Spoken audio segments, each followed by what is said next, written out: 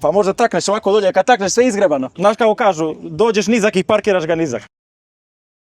Road Machine Lovers, ja sam Straško, Ja sam Đuro. a Milo mi je Đuro. Što je ovo do nas? Ovo je Audi A4 generacija B9, 2016. godina. Auto je nekada bio običan, kao što možete vidjeti na slikama. Radi se 4 godine, bio je običan i u te 4 godine smo odlučili da od običnog auta napravimo neku trkačku verziju. Još uvijek se radi, bit će još dosta da se dobaci, da se napravi. Vrađena u to nekom DTM fazonu, kao što možete vidjeti iznutra, isto izvani. 2.0 motor, sad se pakuje na Stage 3. Ne znamo još koliko će da izbaci, neki plan je da bi trebao da izbaci oko 400 konja, 700 Nm, vidjet ćemo. Plan je dogodine da ide i swap na 3.0 motor. Momentalno na koliko konjski sile je? Ne znam, nemam pojma. Na lošu mapu je, tako da ne znam. Pošto je gledam celата во trkačka specifikacija, Tako da li odite na trkački patike? Ne, ali plan je dogodine na Nordschleife, na track day, na Nürburgring, da se odveze, Na Nordschleife. da se taj neki dječački san ostvari. Za Nordschleife, koje vi target vreme, otprilika? Na Nordschleifu kad voziš s ostalim automobilima, tako da uvijek može biti nekog i saobraćaja i svega, tako da nikad nije prazna staza. Sve zavisi, bit će od specifikacija motora, bit će specifikacija i guma i drugačije kočnice i vješanje, sve zavisi jer dogodine će biti dosta toga. I bit će još da se olakša auto, tako da vidjet ćemo. Koji go praviš ovaj automobil?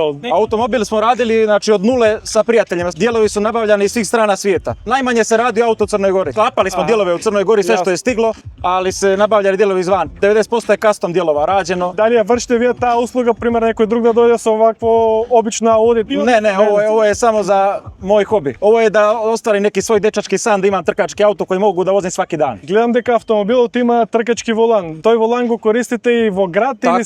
Tako je, to je volan iz GT3 automobila koji se radio, softver je iz Japana, hardware iz Australije, kompletan produkt i karbon su se radili u Americi. Rađeno je samo za ovaj automobil, 6 mjeseci se radio volan i sklopilo se sve da mu radi sa kompletnom strujom.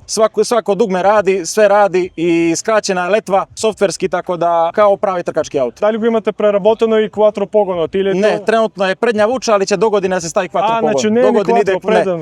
Prednja vuča, dogodine ide quattro pogon. Во ваква состојба колку километри имате поминато со автомобилот? Kad sam ga kupio, on imao tada 60.000, sad ima 145.000 u 4 godine. Како поминувате преку лежички полицаи? Pa možda takneš ovako dolje, kad takneš sve izgrebano. Doznaje sve izgrebano. Da. Kači non stop i točkovi su u šasiju, tako da kači. Auto je statik na trkačke gevinde. Znaš kako kažu, dođeš nizak i parkiraš ga nizak. Од Црна Гора дојдете до тука со Tako je, возење. auto je na točkove. Auto se vozi. Modifikacije внатре што имате правено? FIA homologacija je roll cage kompletan u šasiju, sa krovom, sa svime i kadice su FIA homologacija, važe i dalje. Значи вие може да учествувате и на официјални FIA настани, така? Sa ovim kadicama i sa ovim roll barom da. Đуро, многу ти благодарам што го презентираше твојот автомобил, стварно е автентичен. Сам прв пат гледам ваков автомобил со регистарски таблици, мило ми беше. Hvala puno. И се гледам во наредна прилика. Hvala puno. Ćao. Pozdrav.